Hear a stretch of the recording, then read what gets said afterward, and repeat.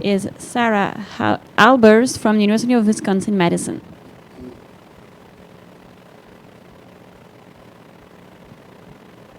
As Pearl mentioned, I'm Sarah Albers from the University of Wisconsin-Madison. I'm in my second year of vet school, and this is my study from this summer on the evaluation of cleaning and disinfecting procedures to eliminate porcine enteric coronaviruses, also known as PEC, in nursery facilities.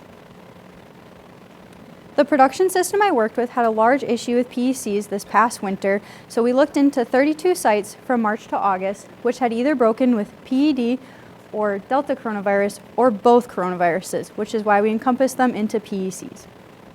This led us to the objective of our study, which was to determine which factors are contributing to the success or lack of success of site PEC cleanup, and to provide further educational materials to our employees about facility cleanup as well as pathogen transmission. For selection of the sites, we not only had to have them be positive for PECs, but we also had to have them emptied of pigs, undergo a cleaning process, as well as being filled with pigs to determine if they had rebroke with a PEC. We also had gathered data from our employees about when cleaning procedures had occurred, as well as who was involved with these cleaning procedures. And then our veterinary team, which included multiple individuals, would perform an inspection, and then at that time of inspection would also perform environmental samples using PBS soaked Swiffer pads and take 5 areas at the site. And then once the site had been refilled with pigs from the next group, we would take weekly fecal samples to determine if they had rebroke with PECs. In addition to our site focus, we also had a part with our employees where we implemented that additional training. So the procedures for our current cleanup processes are very extensive, and this is to ensure that if one step would be missed or not completed to the ability that is expected to, that there's no lapse in our disinfecting procedures, so that hopefully we can maintain that break and separation between our groups. And as I've noted by the numbers here, so like I mentioned, we had 32 sites. These were the sites that completed this procedure. So for instance, for parasite in the water lines, we only had 9 sites that were compliant with that. Our first wash is our power washing. That's just our generic, get the first round of debris off. The second wash is supposed to include a hot water system, which the company that I worked for has provided, but as you can see is not getting used very much because we only had 1 site that used this system. Addition, top foam cleaner is supposed to be used during that second wash, and that seemed to be a little bit more compliant with 22 of the 32 sites. Disinfection had multiple steps with intervention, which we had 30 compliant sites, and then synergized with our 18 sites. Whitewash is typically done by an external crew at each of these facilities, and that was only compliant on 22 of the 32 sites. As I mentioned, we did that site inspection, which actually occurred prior to the whitewash procedure so that we could have a better idea of what the visual contamination was, considering once the whitewash is applied, it's very hard to tell what was there before it got covered. And then, as I mentioned before, we have our environmental samples and then the weekly fecals. These were our areas of interest for our inspection process. We would systematically go from the office to the growing rooms, and then as our setups are, the hallway in between them for high contact areas as listed below here. And then on our way out is when we would usually analyze the entry, and then also going into the mortality areas. Since we had multiple people performing inspections, I developed this cleanliness scale so that we could try to maintain consistency across the board. We included visuals as well as written descriptions. These are all taken from the first 2 sites that I had inspected with the addition or with the help of one of our veterinary team who has been completing this work prior to my project starting. And this was so that we could make sure everybody was getting the same ratings across the board and having something visually to compare to. For some of those areas that we didn't have an example for, we had a more thorough description so that they would still be on the same process as well. And as I mentioned, this had been completed for not only the drinkers area, but all of our areas in contact.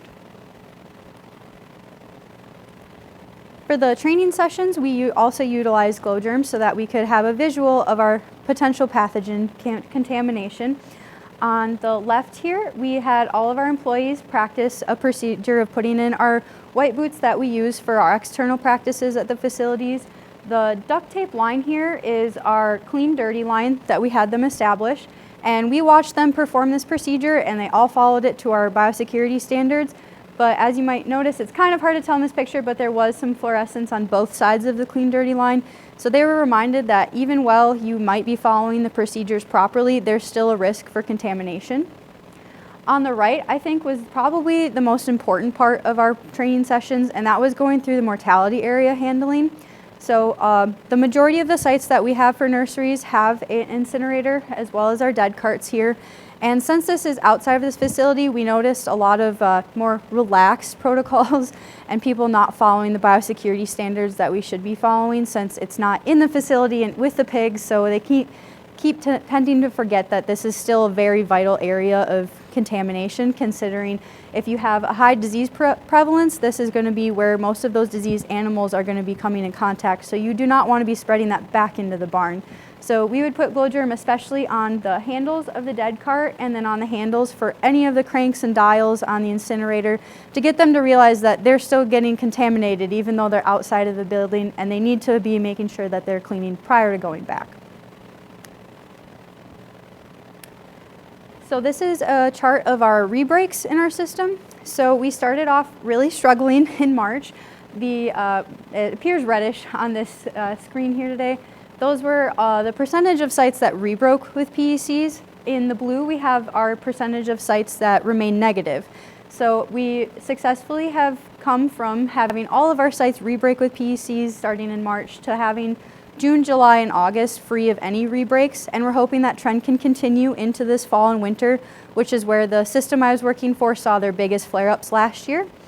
And going from our results will kind of lead into how we're hoping to prevent that from happening. So as I mentioned, we would take data from the employees about when these cleanup processes were occurring as well as who was involved. And when we would have those conversations, the common answer of, well, why didn't you get that done, was we didn't have enough time or we didn't have enough help.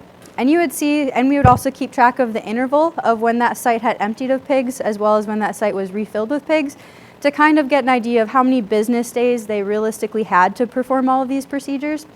And some of the sites would have more days than others, but they had less help, so they would be getting less procedures completed. As I mentioned, the compliance was also an issue, but we were looking into having certain procedures that might be more beneficial to overall disinfection process than others. For parasite, although only 9 sites had used it, 8 of the 9 sites were successful at preventing a rebreak of PECs in their facility. And for whitewash, of the 22 sites, we had 18 of them prevent a rebreak in their facility. So these are 2 procedures that we think hold the highest focus for us going forward.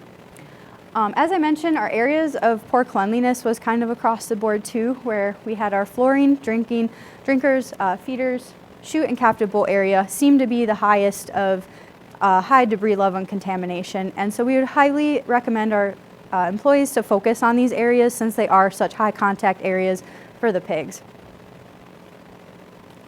In conclusion, as I mentioned, we've had our overall number of sites that are remaining negative increasing, which is very good. We believe this is partially due to just having a greater emphasis placed on cleaning processes, as well as having improved cleaning processes. As we mentioned in those training sessions, people really seem to further appreciate why they're having to be told, or not just being told why to do something, but understanding the why behind it.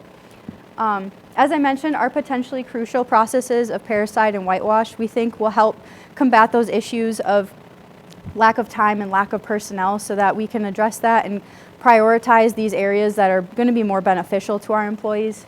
And then another factor, as you noted, our months of negative sites was during the summer months where there was a higher environmental temperature, and we think that this can also be used going forward. And we're looking to implement increasing the temperature of our sites before we fill the next group of pigs, so that we can hopefully decrease the amount of PECs going into that next group, and hopefully continue to remain negative of PECs in our facilities.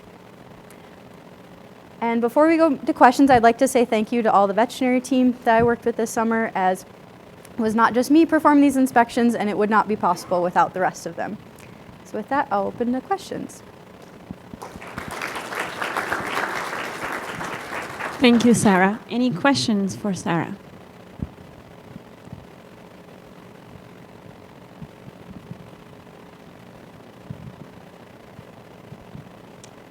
Hi.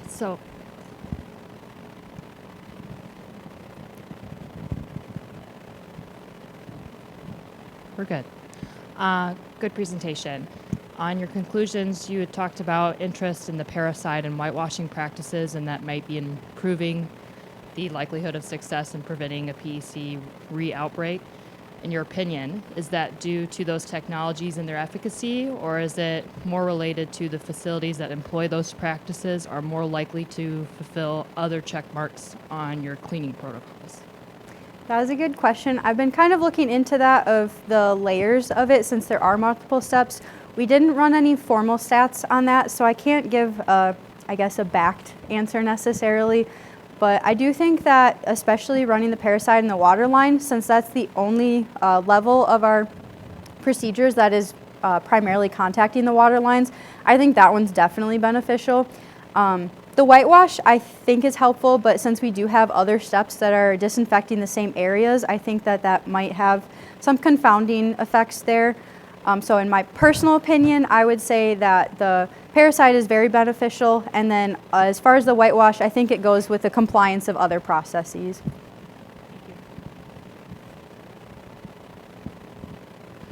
Just for clarity, because I think I know the answer to this, but are you doing all three, an intervention, then a synergize, then a whitewash on each one of these cleanups? Yes. That's what's expected. As I mentioned, that doesn't always occur.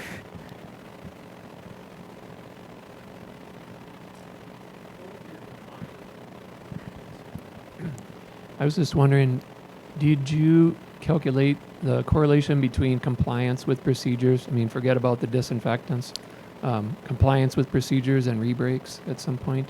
We did not do a formal calculation of that. I just included the numbers here so that you could get an idea that there was not total compliance, and that kind of led us to finding additional problems of the lack of time and help, so that we could use this study to not only focus on the PED side of things, but also to kind of focus our employees' time to have it better be managed to be more effective.